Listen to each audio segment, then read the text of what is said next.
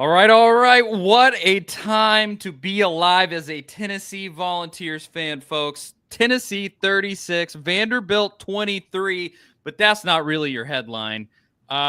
This win is great in a vacuum. But during that game, Ohio State lost to Michigan. You were already going to be in the playoff if you won this thing, and that's an incredible implication. But Ohio State losing to Michigan, I don't want to say it guarantees that the Tennessee Volunteers are about to host a playoff game. No, I wouldn't say that yet. But it's going to be really close. This is crazy, Crump. Former Vols quarterback Jonathan Crompton here with me. A to Z Sports Big Orange post-game reaction show brought to you by Zen Sports Farm Bureau Health Plans. Talk about that in just a minute. But, man, how you feeling right now, Crump? I'm good. I mean, once again, Vandy's Vandy. Sorry. Vandy's Vandy, Kentucky's Kentucky. Like, I had zero concern about today. Now, if we would have came out and crapped the bed, then I'd be pissed off. But the reality is that's how, once again, I go back to when you get recruited to go to Tennessee, you're ingrained from the day you step on campus as a recruit. Kentucky is Kentucky and Vandy is Vandy. So that's how my mindset is when it comes to that. That's no disrespect on their program, no disrespect what Clark Lee's done. He's done a tremendous job there. But there is never a chance that Tennessee loses to Vandy. It is. I mean, we talked about it in leading up in the our Big Orange podcast this week, which we've been normally Mondays at 7 p.m. We've been doing them after the playoff announcement show the last few weeks. But I mean, we talked about it, and at the end of the day, has Vandy had this great run, fun season, yada yada? Yes, but Tennessee is more talented in every facet of this game. Tennessee has beaten Vandy, how many times? 85 times or something at this point. Yeah. And Vandy's only won like 30. Like this one is not completely set in stone, but it's close to it. It's about as close as you can get. And there would have to be some just unforeseen, ungodly. We just don't want Tennessee in the playoff to not let us in. Yeah. At this point, because Ohio State losing, we're going to bump up. Like we won't be lower than 7th on Tuesday. No. Now in the rankings, 7 in the bracket, that's different. That's different because of the S or the Big 12. They jump people, blah, blah, blah. I think we would probably end up being at 8 in the bracket, but 7th overall. Which is a host against probably Indiana. Well, no, but Indiana's going to lose in the Big Ten championship game, probably. If I'm not mistaken, Penn State plays, not Indiana. Penn State's ranked higher than Indiana. No, Indiana's in. I saw this. Unless what I saw on Twitter was completely wrong. It's going to be Indiana, Oregon. I've been seeing Penn State. Because Indiana didn't play any of them, and they have this pristine, like, nobody can touch them with tiebreakers kind of thing because of how bad their schedule is.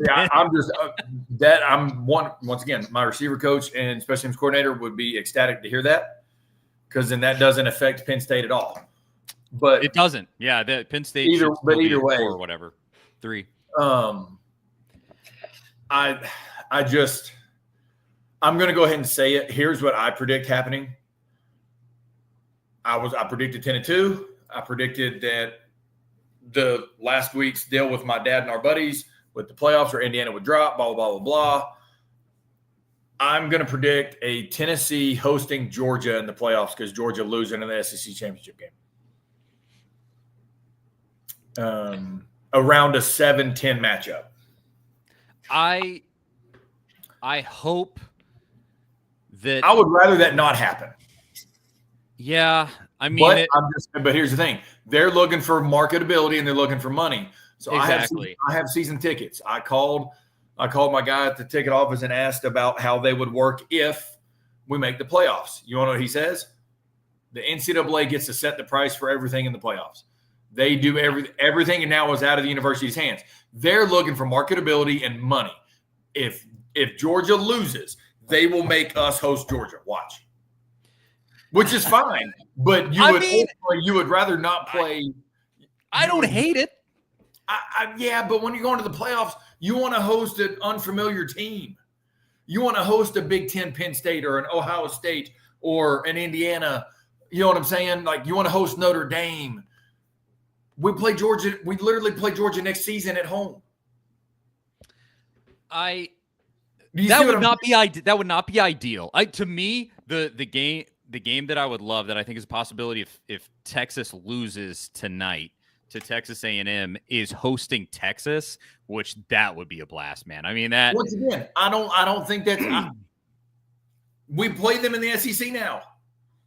That's true. That's the only reason. That's my thing, is what I think would be a great matchup. Yes, but I'm sitting there going like, dude, let us host the ACC champ, or the ACC runner-up, or Notre Dame, or a Big Ten team, because we never play them. That's what I'm wanting as a fan. So I think through the possibilities here, because now if Indiana's playing in the Big Ten championship game against Oregon, they're probably going to get steamrolled. And I don't know. I don't know if this is true or not, because honestly, first year, you're never totally sure. I bet that gets them booted out. They're out of the playoff. And I'll say this: if they're already at 10, and then they have to play next week and lose, they're done. They're last team in, and I bet they get booted. That, the committee can say all these nice things. Oh, well, we'll take it, in context. We'll think about the blah, blah, blah. But if you get blasted by Oregon and blasted by Ohio State, you're done. I don't think it's Indiana, though. I think here's what we gotta fact check this. I'm pulling up the article from Penn State people. Penn State can clinch a Big Ten championship game berth as Michigan upsets Ohio State. From my understanding, as long as Penn State wins today against is it Maryland? Maryland, they would be in the game because they're higher ranked in the poll than Indiana is, from what I was told. But Indiana, so I'm thinking this through. Indiana beat Michigan to Ohio State's discredit. Indiana beat Michigan, big boys. And then Michigan beats Ohio State. Ohio State beat Penn State. Does those tiebreakers not? No. See, they don't go down, from my understanding now, because this is the first year that this house. Okay, so Penn State has to win to clinch? From my understanding, Penn State has to win, and then they're in the Big Ten championship game against Oregon, only because they're high ranked. That's what I've been told. And because they didn't play Indiana. If they played Indiana, it'd be tiebreaker. Since they didn't play each other, it's good, dude. It's all. But this is where we talked about a few weeks ago, and I talked about this with my dad and his buddies. Is like, this year, the SEC, ACC, and Big Ten mainly could be wacky for this scenario. You could have two teams. Now it's Penn State and Indiana that are technically tied for second. Who gets in? Who goes? Neither one of them want to go. Okay, so I think I have found it. It is Penn State if they beat Maryland, Indiana if they beat Purdue, and Penn State loses. So it's going to be Penn State. Well, that's why, because Penn State's higher ranked. That's what I'm saying. Penn State's higher ranked. Yeah, that's all it is. Penn State wins, they're going to Indianapolis against Oregon, because the main tiebreaker from what I've heard, is if they haven't played each other, it's whoever's higher ranked. Okay. Well, let's start here. So Tennessee is in the playoff, 97% chance or whatever. Yeah. But I mean, for Tennessee to be out, they would literally just have to be cheated somehow. I like lack of better terms.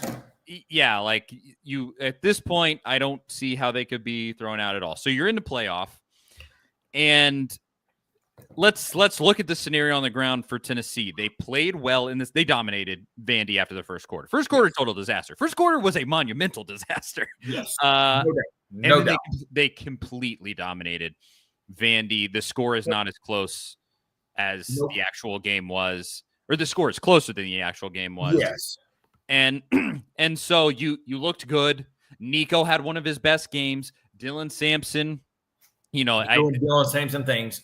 Yeah, I mean, he was a dog there at the end. Outside of not getting in the end zone, he had a touchdown. The touchdown streak.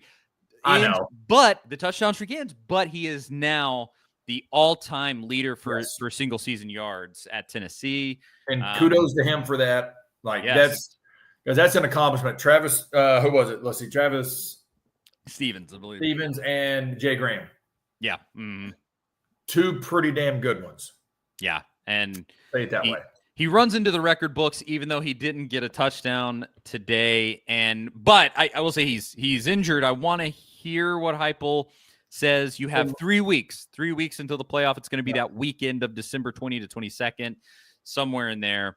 And we'll find out what happens. But I think three weeks, it didn't look serious enough to where 3 weeks couldn't get you. But Squirrel, that looked concussion-y maybe there at the end. And Brew should have time to get back with whatever's going on, and Thornton, I think, should have. We'll see what exactly was going on with Thornton, but ideally you get everybody back. But at the same time, Mike Matthews scored a touchdown in this game. Finally, everybody had wanted Mike Matthews action all year. He catches a touchdown in this game, lays a really nice block on the Dante Thornton touchdown. That's exciting for the future of the program, and maybe for who gets playing time in the playoff game. So good things happen in this. I do want to flesh out the actual game before we run into all these playoff scenarios. But it was a very good way to end the season after that gross start where I thought, oh boy, here's Heupel on the road again. Here we go. He got it together. That's nice. And you're playing well. I think you're playing good football right now. Yeah, we are. We're 257 through the air and 281 on the ground. Yep. Really nice. It's a pretty damn stellar stat line. 251 and 280, 257 and 281. I mean, we ran the ball 47 times. 47 times. For a team that spreads it out as much as we do, you wouldn't look at us from the outside looking in of like a shell and go, they run the ball almost 50 times a game. Yeah. Like, honestly, we average a crap load of runs a game because we want to run the ball. And so, I'm ecstatic about that. Like just how the guys performed after, got to have better kickoff coverage to open a kickoff is what it is. What happened today? Can't fumble on the 28-yard line. Can't do it. But to be down 14 to nothing within 4 minutes of the game and to come back and go ahead and lay it on them and go 36-9 run. Yep. Crazy. You know what I mean? Like that shows who we are as a team. It shows that they do believe. We can sit here and I can be nitpicky as all get out. Doesn't matter. We're 10-2 going to the playoffs, 98% chance going to the playoffs.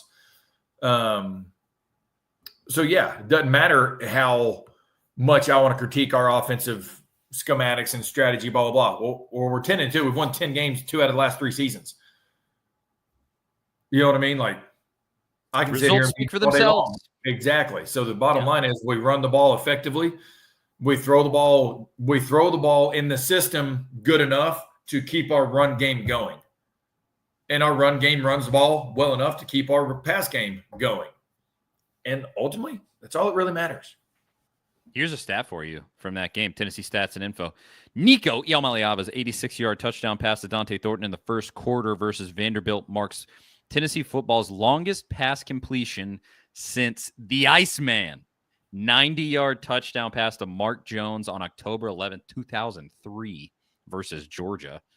That's an impressive little stat. That was the one where I said Mike Matthews laid a really nice block. Yep. Lot exciting things happening. You're playing pretty good football at the right time. I think you got enough time to get healthy. God bless you do not have to play in the SEC championship game. Genuinely, what a blessing that you don't have to do that. Hey, well, what did I say all year? Would you take a playoff or want to play in Atlanta? You take the playoff. It's not even close. Who cares? Penn State is and I get it. Penn State is the most upset team right now that Ohio State got beat because they're going, shoo. They were a lock. Yep. They were a lock for the number 6, the 6th seed in the bracket, but higher ranked, the 6th seed to host a playoff game. Now they've got to win this week and next week to host a playoff game. They lose next week, they may come to Knoxville. Yep. I think you're looking at, just depending on different outcomes, a Penn State, a Texas, Notre Dame, Notre Dame would be tough because I bet if they lose today, they drop pretty far. But there's a number of possibilities there. But yeah, I think now it's interesting because I think the choice of the committee, whether they punish championship games or not, is huge for Tennessee. Like, how exactly do they treat that? Technically, they're supposed to. They did last year. Georgia, but here's only I'm saying technically. Technically, they're supposed to. Otherwise, you wouldn't have a guaranteed berth. Okay. Yep. But with what they kept saying last night, me and my wife were getting so upset just hearing them keep saying it.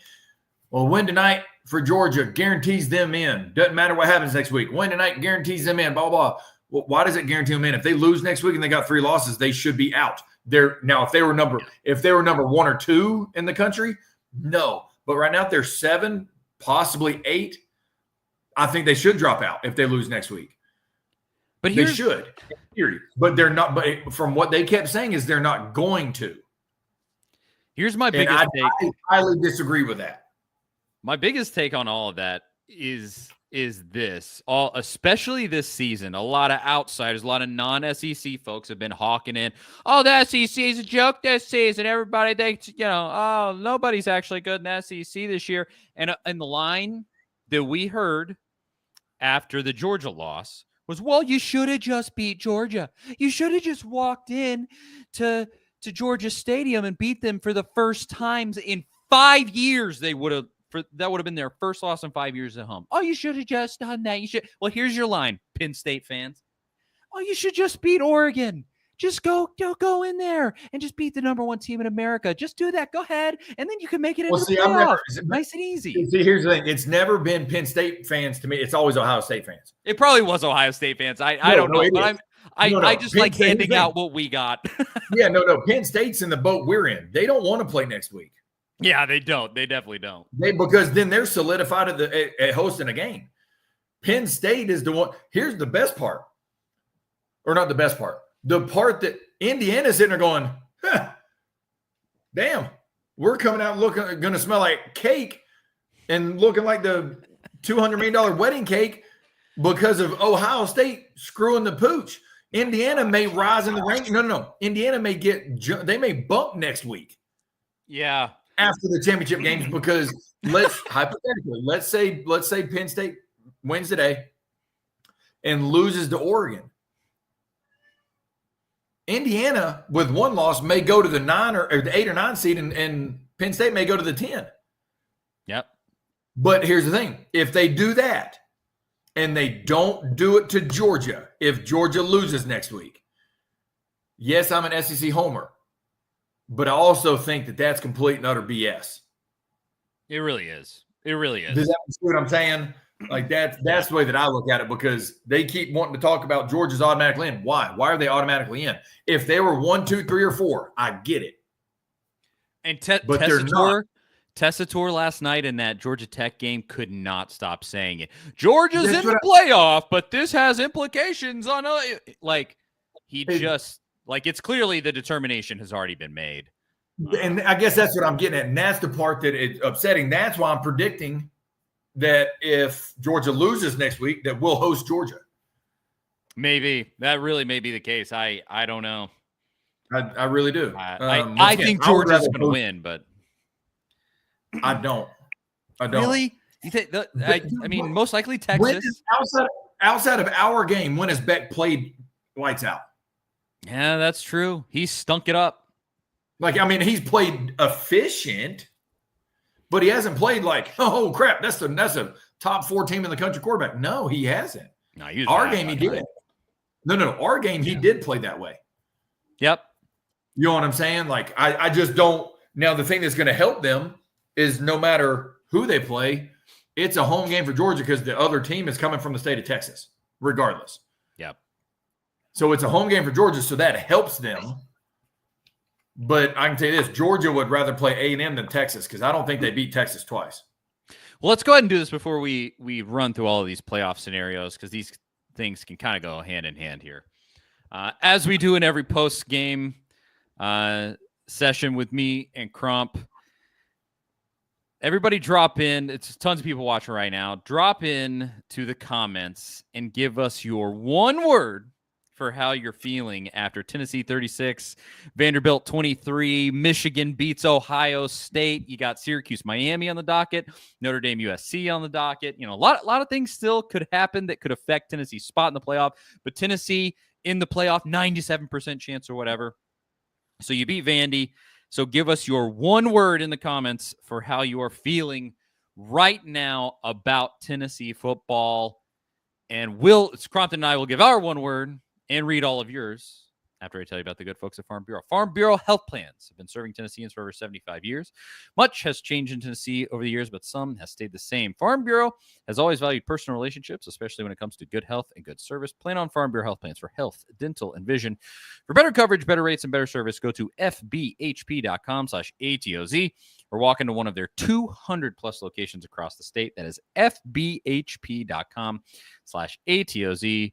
Farm Bureau Health Plans. Big shout out to them. Appreciate their sponsorship as always. One word for how you are feeling about Tennessee football after a playoff bid, a 36-23 win over Vandy, help from Ohio State, sucking a big one against Michigan. I'll throw it to you, Crump, before we read everybody's responses. What's your one word right now? Predicted, because I predicted at the beginning of the year. You did. You definitely did. Predicted. Like I think we've played well. We played consistent for the year. You know, the ebbs and flows of football, blah, blah, blah, but we've played consistent for the most part. And yeah, I mean, I'm excited where we're at.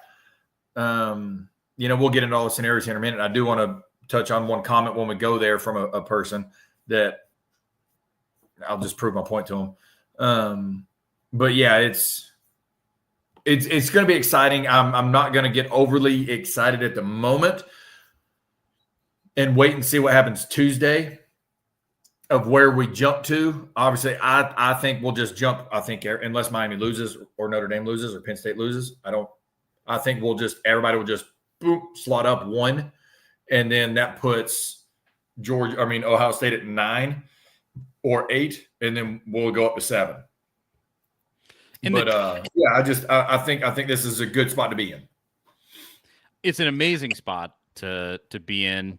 Again, we're going to run through kind of all the scenarios here in just a minute because South Carolina beat Clemson. That's another piece. Does South Carolina have a chance now? But let's see. One word for how you're – unfortunately, I think.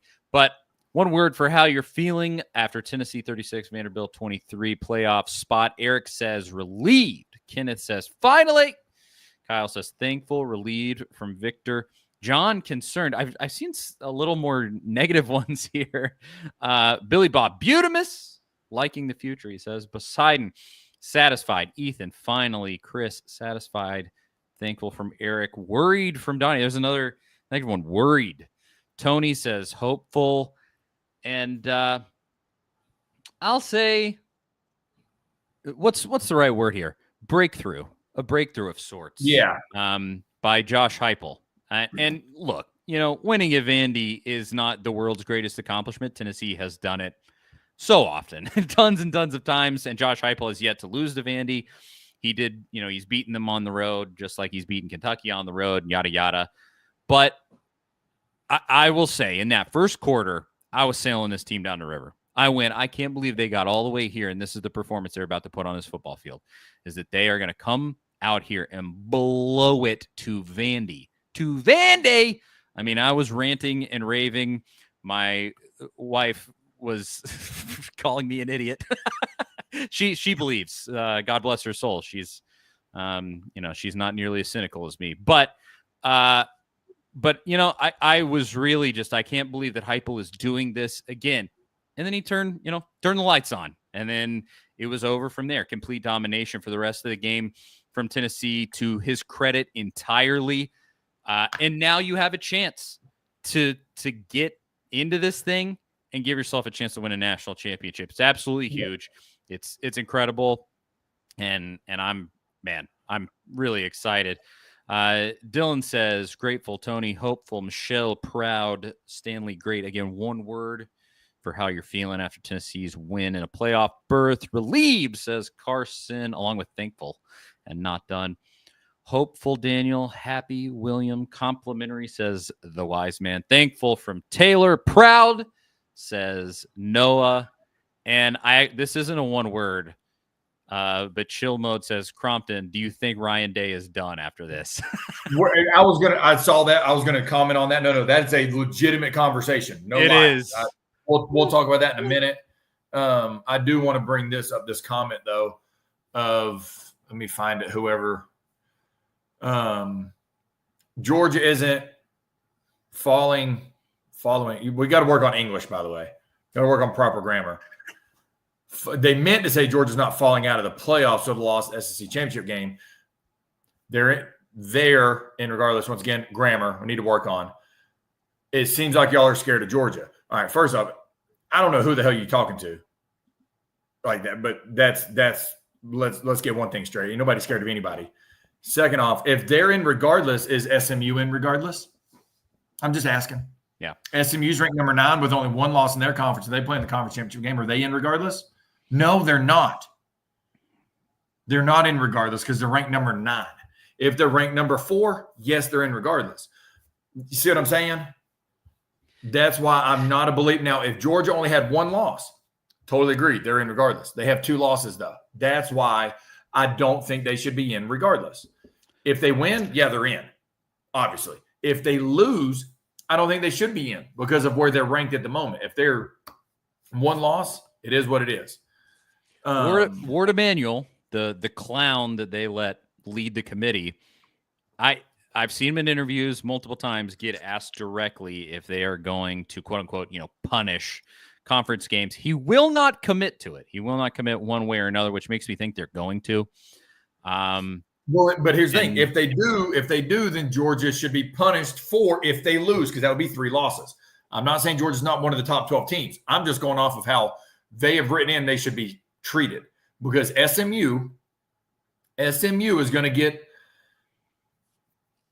punished if they go, and it looks like at the moment Miami's winning, but if they play Miami, if they lose to Miami, SMU will not be in. They will get knocked out with 2 losses. Yeah. That's what I'm getting at. Now, do I think Georgia's better than SMU? No doubt. But all I'm saying is there's not a consistent standard at all. You have some very interesting scenarios that could unfold here. Tennessee and Georgia most likely, as long as Georgia takes care of business in the title game. And then in Indiana, if they don't have to play in the Big Ten title game, pretty much in. Boise State would have to play, I think, UNLV in the Mountain West title, which is one of the harder games they've had to play all season. That one could be interesting. Notre Dame, of course, has to be USC. But Miami-Syracuse is huge here. Yeah, no, it's big. That's big implications because Clemson is out unless Miami loses today. Then they can still get in. Yes, because now who you have on the doorstep is this. Clemson loses South Carolina, they're out. Alabama is right there. As annoying as that is, it makes me want to rip my eyeballs out of my head, but they are right there. They're not in. And it makes me almost think like now, should we be rooting if you don't want Alabama in, should we be rooting for Notre Dame to beat USC? Well, no. So here was my prediction. Okay, I did this. This was yesterday morning, actually, with my dad and his buddies. We were on and talking about it, and my prediction was, and it's played out so far, that South Carolina beat Clemson. All right, so South Carolina beating Clemson this week, game number 12, week 13. Okay, is a better resume builder November 30th than Alabama playing Auburn, because of Auburn this year, and Ole Miss beating Mississippi State yesterday. South Carolina, I'm predicting South Carolina is going to jump both of those teams and jump to 12 on Tuesday. If that happens, I'm with you.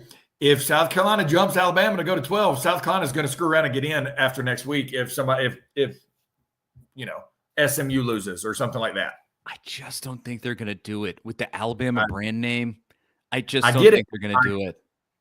I know, but I'm going out on a limb because South Carolina 3 weeks ago was nowhere to be found, and now all of a sudden they're 15th and they just beat number 12. Yeah. On the road in a quote-unquote hostile environment. They got a nasty defense. Let a game-winning 2-minute drill drive to win it, and then got a pick with 18 seconds left to seal the game. All that is unless Alabama's got to win by 25 or plus, in my opinion, to stay ahead of South. I'm just saying, but if they win by, I'll take it back. I'd say 24. If they win by 3 touchdowns and a field goal today, they stay one spot ahead of South Carolina. If it's anywhere, I don't think it is either. But that's where I think South Carolina possibly has a chance to go to 12 because of today. You can lose early, you can't lose late. You know what I'm saying? Alabama lost late in the year. South Carolina has not lost, quote unquote, late in the year. SMU is taking care of business if that holds. Arizona State is taking care of business against Arizona. Arizona is so bad. So bad. Auburn and Bama are tied halfway through the first quarter to 0-0. Auburn has the ball at their own 9-yard line, so not much going on there. But I think there's a possibility Auburn wins that game, which now, thank God, if they win that, then it's solidified. Yeah, then South Carolina is right there knocking on the door, except I still think, South Carolina is still outside looking in. They got to have help. There's still got to be help. I don't think they get launched in there by this win over Clemson. No, but here's the thing. If they go to 12, remember, 12 is really number 13 because of Arizona State, 11 is really number 13 because of the Big 12 champion, too, because that's what I'm saying, Arizona State. Yeah. With Arizona State, since they're not in the top 12, number 12 is really 13, 13 is really 14, like that. Yeah. All right? But if South Carolina goes to 12, SMU and Miami got to play next week. SMU's ranked 9. SMU loses, South Carolina's going to get in over SMU. Watch. There's a lot. I am a full-blown South Carolina like hater. Oh, I can't see this comment right here. Chad Moore. South Carolina is arguably one of the best teams in the country right now, and I'm a Volunteers fan. I gotta wholeheartedly agree with that statement. I'm sorry. It hurts me to agree with that, but I have to agree with that. They are playing so well and so confident. Now, I would say they're ranked about what they're supposed to be ranked, specifically because, and here's why I say that. I don't think Shane Beamer is a great coach, and he never has been. It doesn't matter, though. Your thought on a coach doesn't mean where they're ranked. It doesn't, but I would say this, because this has happened all season. This particular scenario has happened all season. It happened against Alabama, happened against LSU, happened there were a number of situations where it happened for South Carolina. They get into a situation where they should win, especially that Alabama game.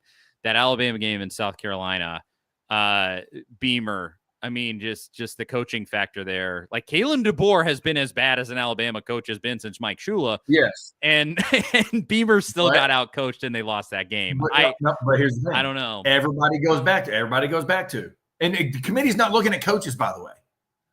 The committee's not going to look or they say that's true. That's true. But everybody also goes back to and looks at that LSU loss for South Carolina. LSU throws a pick 6, and they threw a horrible blindside block on the quarterback on how do you say Nussmeier or whatever his name is. Sorry, Nussmeier, not Niedermeyer. Yeah. Brian. They threw and all the dude did was put his hands on him and push him, and he flopped over, and they called it back, and they lost. Mm-hmm. They should be 10-2. They should be. Yeah. So what do you think the committee does look at, though? They look at that loss and they go, how did they lose? How did they lose to Alabama? They look at Alabama and go, how did you lose at Oklahoma? Oh, shoot. You see what I'm saying? Yeah. I'm not an advocate of South Carolina. Obviously, I'm not. I'm just saying they have an argument. They do have an argument to argue with the committee over Alabama if Alabama wins today. I don't know who would win it, but they have a case to be made. I would just run them through the top 10. They'd beat Indiana. They'd beat Boise State. They'd beat SMU. They'd beat Miami. They'd beat Notre Dame. It'd be close on Penn State, Texas, Ohio State, Oregon, I'd give Penn State Tennessee. the edge. Yeah, probably. Their defense is really good, pretty nasty. But it's and Jimmy in the comments says, who are we talking about? Talking about South Carolina and just kind of the situation around Tennessee now that Tennessee has this playoff spot. Yeah. Because like I said, there is a chance. Is it a long shot? Yes, but they also said that they have a 40% chance of making it if they beat Clemson today. Yeah, I mean, I honestly at this point, I think they do. I think South Carolina does make. Well, no. I think 40% chance better than zero. I'll put it this way. I think that fourth SEC team makes it. It's whatever it is. I think at this point, it just feels likely, like some nonsense is going to happen. All right, so hear me out. You ready? I think you just proved the conversation that I want to have about. I'm not saying it's rigged. That's not what I'm getting at. But what have we been saying all along? It's all about money and all about marketability. Can you market South Carolina better than SMU? Yeah. That's true. Can you market a South Carolina playing at Georgia or at Tennessee better than SMU at Tennessee? Yeah. Here's the scenario that's where I go with. That's another reason why I keep saying I think South Carolina. I think a 3-loss SEC team gets in because of that. Who? I don't know. A fascinating scenario here. I have to think through this exactly. If Miami beats Syracuse, SMU wins their game today. They're already up 14-0 over Cal. Yep. And then they play in the title game next week. And SMU beats Miami. Does Miami drop out? No, and here's why. Flip side to your point there, does SMU lose their spot? And does Alabama, South Carolina move up? I don't think if Miami loses, like say it's Miami SMU and SMU wins, I don't think Miami drops out because that would only be their second loss. I think that's the kicker. Now, do I think they would do it? I'm with you. Nope. But I think they would do it to SMU because they're ranked 9th right now. SMU's only losses would be against number 19 BYU and number 6 Miami. I'm with you. I think SMU has deservingly all year been in. SMU is more deserving of being in, even losing in the ACC championship game, than Indiana. Yeah, I agree with that. I agree with that. That's just the way I feel about it. But it's going to be interesting to see Tuesday of how they value, because you can tell a lot of where they value conferences and teams by. This is the reason why everybody realized Indiana's not as valued as they thought when they lost the game, because they dropped 5 spots to the bubble. Right now, I still think they're going to have Ohio State ranked above Indiana after this week. I do. I really do.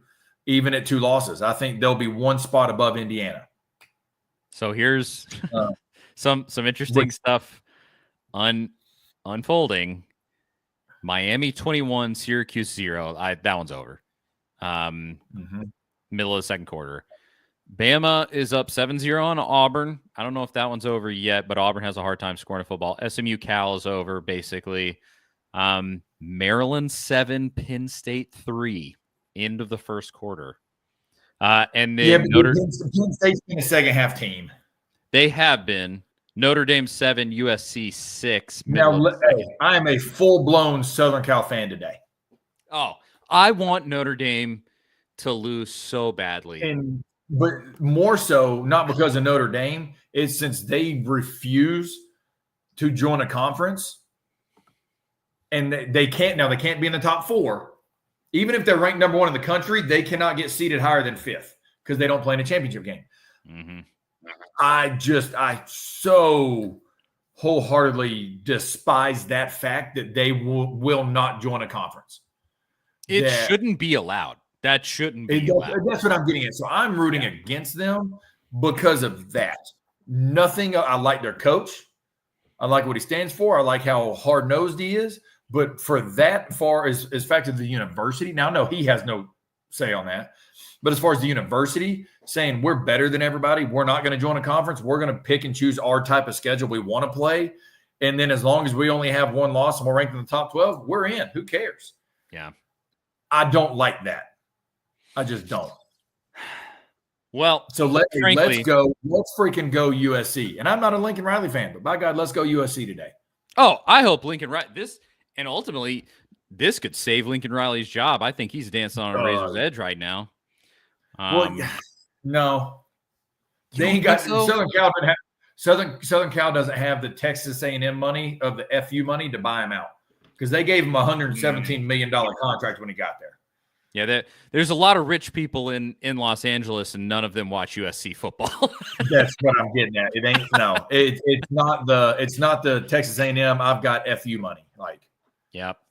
You know, like that's my thing. It'll get interesting, but I mean, I know that guy asked a while ago, and I'm sorry. I think Ryan Day's gone. You got to fire him, right? You got to. You have to fire him. Tell me if you agree with this. And I've said this all year in my group chat with my dad. I found it very odd when Chip Kelly up and resigned as the head coach of UCLA to be the offensive coordinator at Ohio State. Same conference, by the way.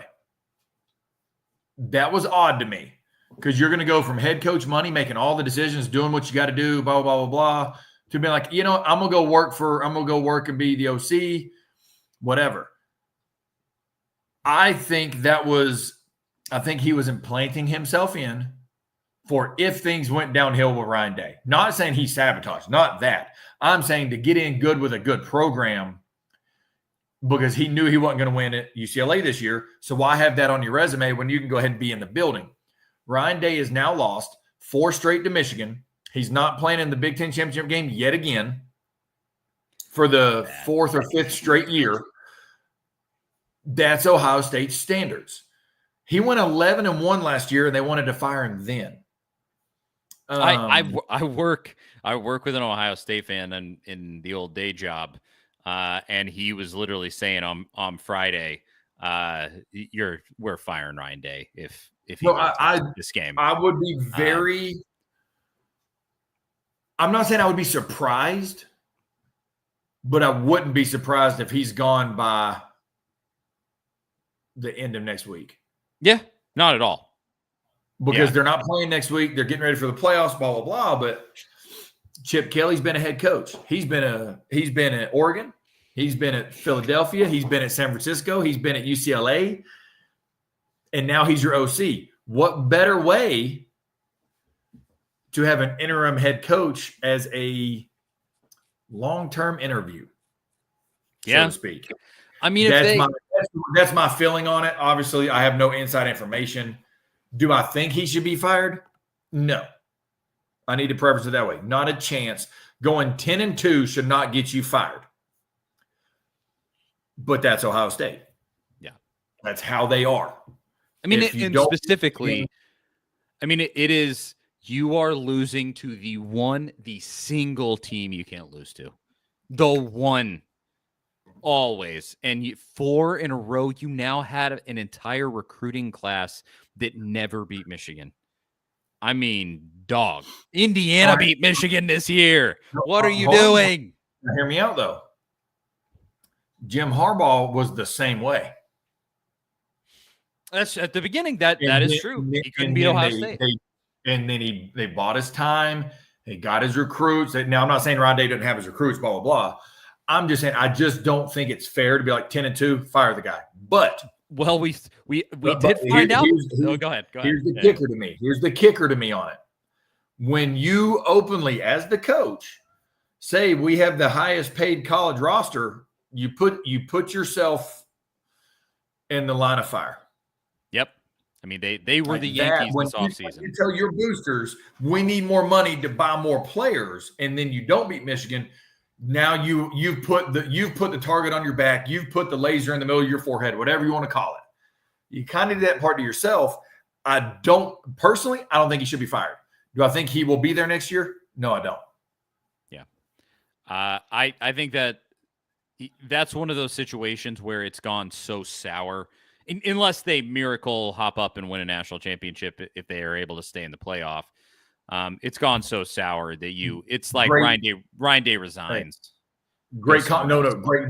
That's perfect what you're saying. Great comment, Jimmy Dunn. Georgia fired Mark Richt after a string of 9+ win seasons, and it's worked out pretty well. Yeah. It could be one of those that it's the mutual parting ways to where it's not. I mean, that's a great comment. I mean, that's because you're right. He would win 9 or 10 games almost every year and just never win the whole thing. I get it.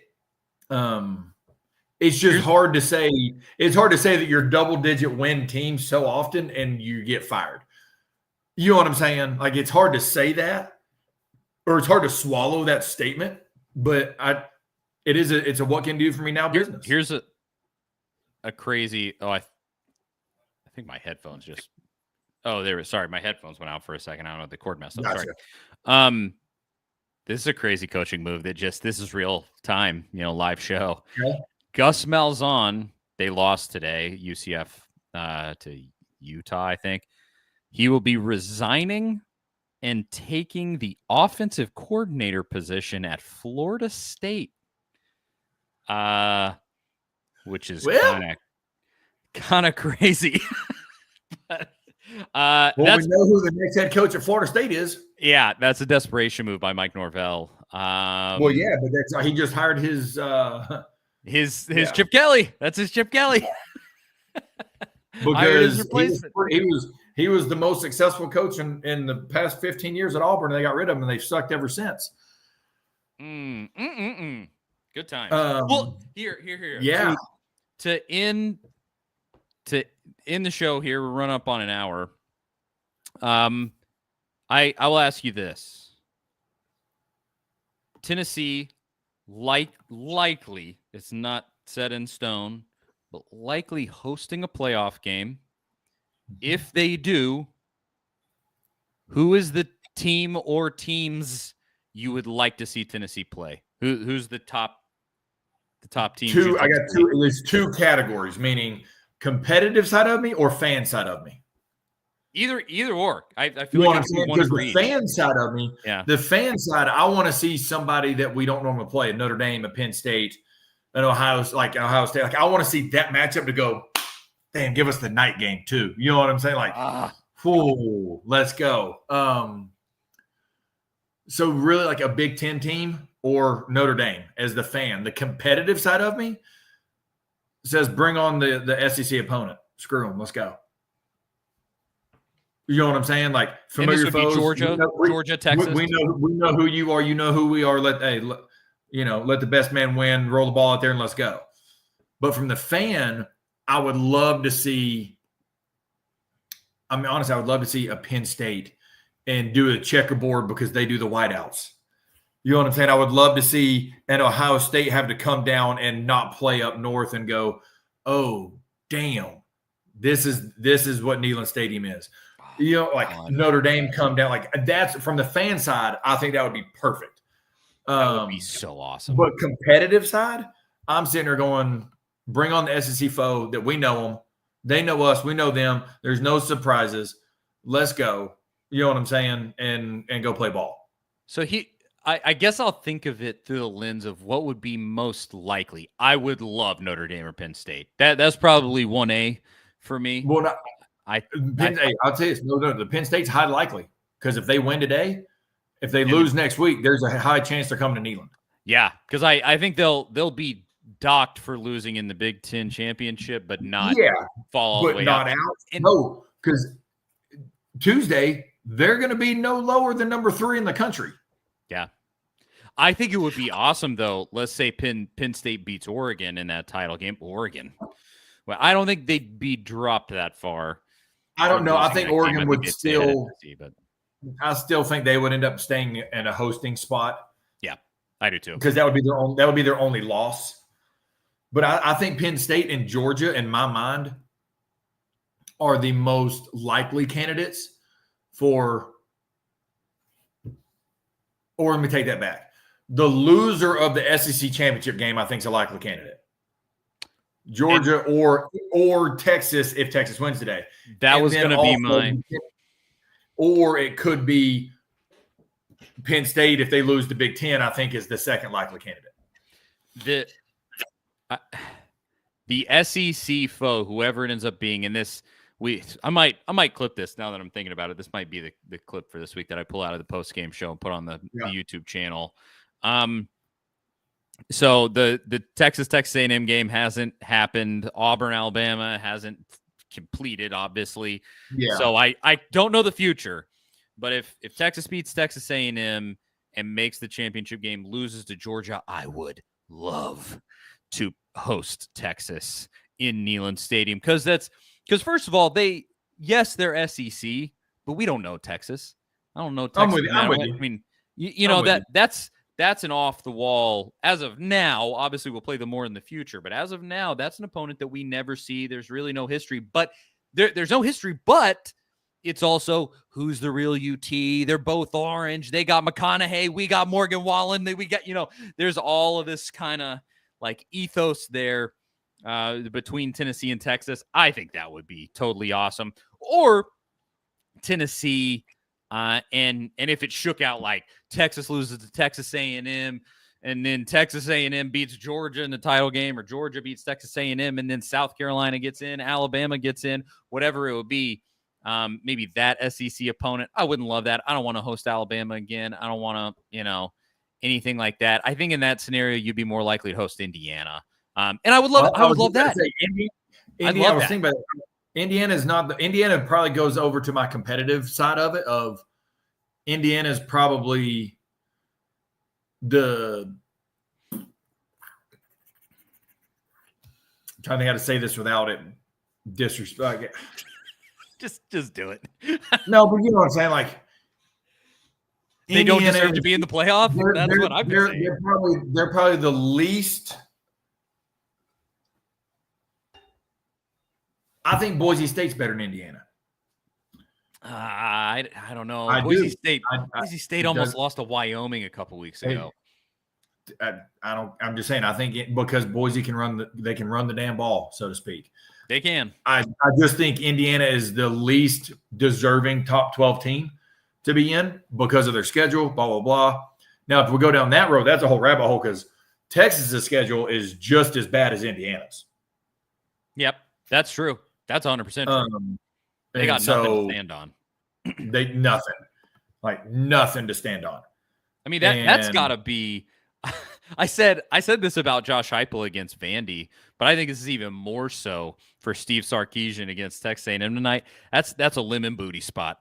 That's a seize up, deer in headlights. Oh no, this crowd is really loud, and the playoffs on the line. And oh my gosh, and you pee down your leg. I mean, and your quarterback's got a high ankle sprain. Yep. Can Arch Manning take you to the promised land? And so I mean, it'll all get interesting. Like Penn State's up 16-7 now. Yeah, that one's over. It'll all get very interesting. We will know a lot more on Tuesday, but I'm excited to where we're at as far as the program, as far as the fan base. I just, we'll see. You can't win it if you ain't in it. All we gotta do, we just got to get in, whether at home or on the road. 100%. I would rather be at home and instead of up north because there is a difference playing in Tennessee cold and the middle of Ohio, Pennsylvania, Michigan in late December. Say it that way. Big difference. Huge advantage Tennessee's way if we can host. I mean, my wife is from Ohio, and she's not like an Ohio State fan or anything. Thank God she's not. She's just kind of agnostic in a general sense. But she is always. We live in Knoxville, and she's like, "You don't really know what cold is." I used to. It's different. It would snow 2 inches, and we still had to go to school. And I'm like, "Well, aren't you special?" But really, 100% serious. I would much rather play football in Knoxville, Tennessee than Columbus, Ohio, or I'm telling you, because guys, it's different. That wind hits different. And it's more for throwing and catching the ball. That's the thing. So I'm just hoping whatever needs to happen. I still think at this moment, I think we are. If I had to put a number on it, I would say 60% chance of being able to host right now. Yeah, it's in your favor, and I hope it does come to pass. If it doesn't, I still want to play all those teams. If you 100%. Yeah. Give me a shot at Notre Dame. Give me a shot at Penn State. I would love. Well, I think it would be cool as hell for us to, if we didn't get to host, to go play up at Penn State. I think that would be a phenomenal deal. Once again, think about marketability. Penn State, Tennessee, in Knoxville or at Penn State. Are you kidding me? God. Just from the viewership, a Tennessee Notre Dame. Come on now.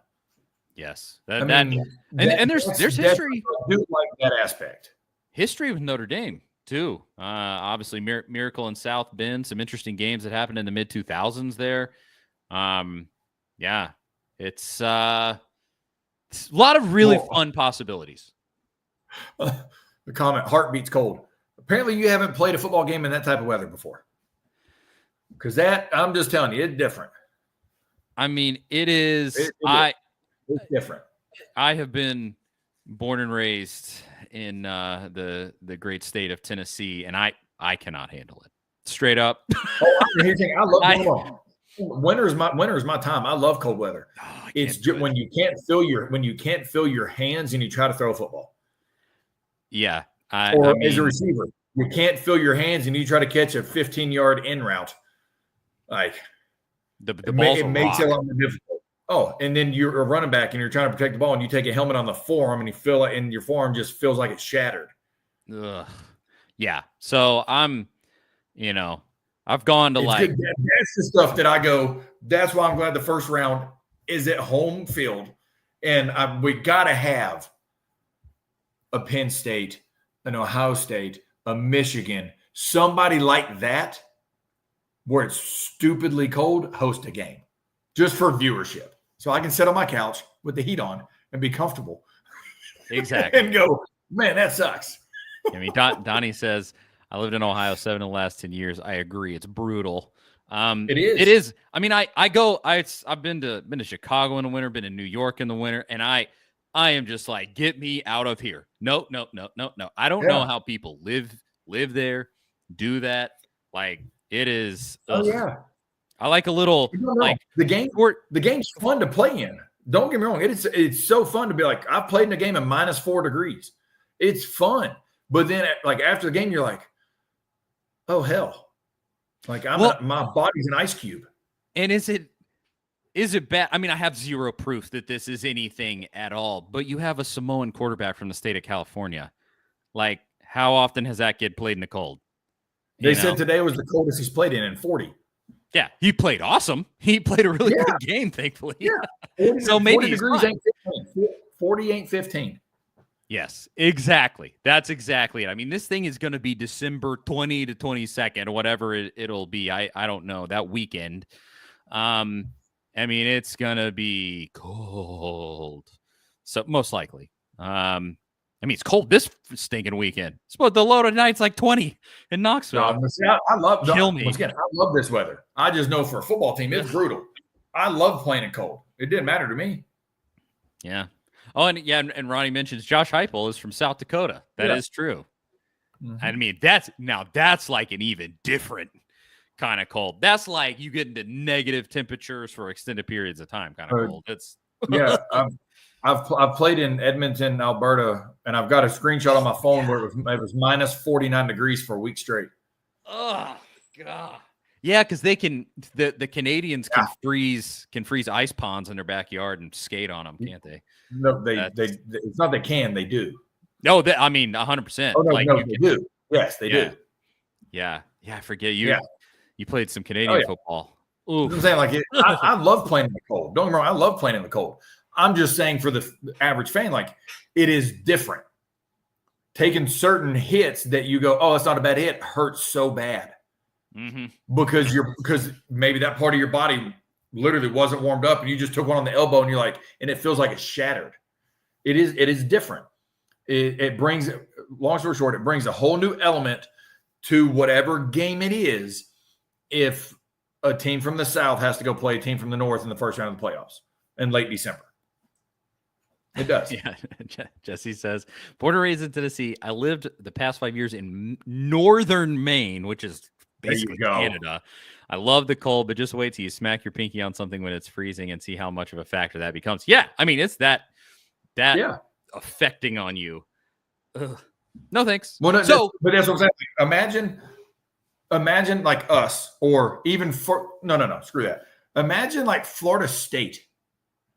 Yeah. Having to go to Ohio State December 15th or 20th. Dude, they're not going to know what to do with themselves. Like that type, it's because it is different because you're not used to the cold. That's all. Yeah. Well, here's hoping that Tennessee will be hosting a game. As we were saying, I think the chance is more likely than not. We'll see on Tuesday. And I'll be here. So Tuesday night, myself, Zach Reagan of A to Z Sports, we do our Big Orange podcast. We've been doing it after the playoff reveal for the last few weeks. And we're going to do that again this week. So tune in there, and we'll talk about whatever ends up coming out there and more about Tennessee's chances of hosting. But this was good, nice. Crump. Good time talking through all of the playoff scenarios. Good time dunking on Vandy, as it always is. I always say, like, Vandy sucks at everything, and even now, including baseball.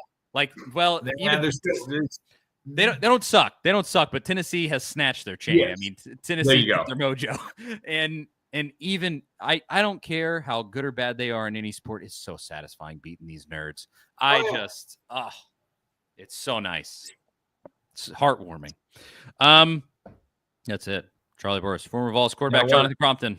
Anything else for the folks at home, Cromp? No. Thanks, everybody. We'll see what happens Tuesday and get ready for the playoffs. Exactly. Oh, it feels good to say that. What a time to be alive. Okay. Thanks to everybody for watching, for commenting. We could not do this without you. Shout out to Zen Sports, Farm Bureau Health Plans, the folks that keep this train rolling. Truly appreciate it. Another great season, and I'm so excited that we're going to be back for a playoff game, Crop. And we will be on here halftime, post game of that playoff game, and we're going to talk about it all. Thanks again for tuning in. And Crump and I always say we'll talk to y'all next week, but we'll talk to y'all during a Tennessee football playoff game. See y'all then. See ya.